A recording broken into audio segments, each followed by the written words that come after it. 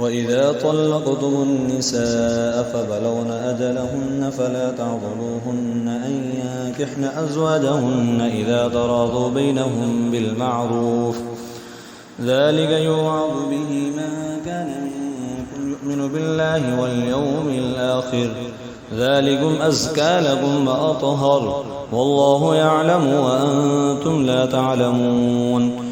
والوالدات يرضعن أولادهن حولين كاملين لمن أراد أن يتم الرضاعة، وعلى المولود له رزقهن وكسوتهن بالمعروف، لا تكلف نفس إلا وسعها، لا تضار والدة بولدها ولا مولود له بولده، وعلى الوارث مثل ذلك، فإن أرادا فصالا عن تراض منهما وتشاور فلا جناح عليهما، وإن أردتم أن تسترضعوا أولادكم فلا جناح عليكم إذا سلمتم ما آتيتم بالمعروف، واتقوا الله واعلموا أن الله بما تعملون بصير.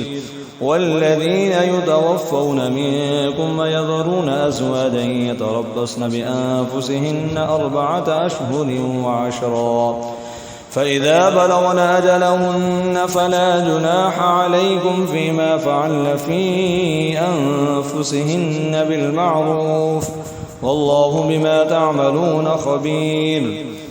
ولا جناح عليكم فيما عرضتم به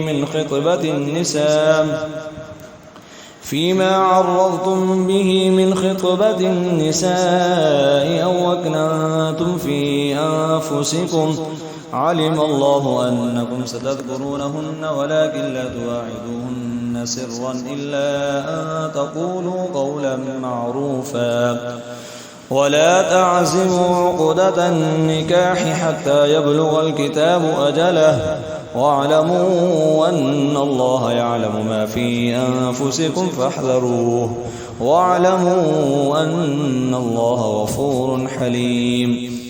لا جناح عليكم إن طلقتم النساء ما لم تمسوهن أو تفرضوا لهن فريضة، ومتعوهن على الموسع قدره وعلى المقتر قدره، متاعا بالمعروف حقا على المحسنين.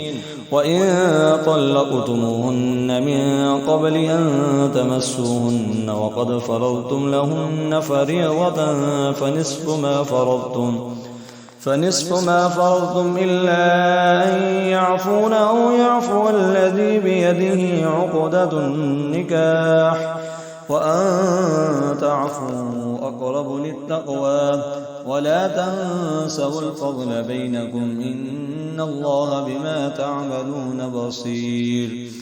حافظوا على الصلوات والصلاة الوسطى وقوموا لله قانتين، فإن خفتم فرجالا أو ركبانا، فإذا أمنتم فاذكروا الله كما علمكم ما لم تكونوا تعلمون.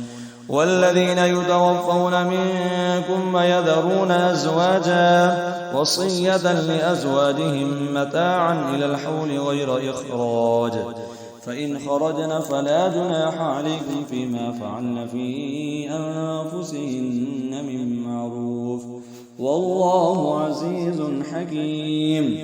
وللمطلقات متاع بالمعروف حقا على المتقين، كذلك يبين الله لكم آياته لعلكم تعقلون.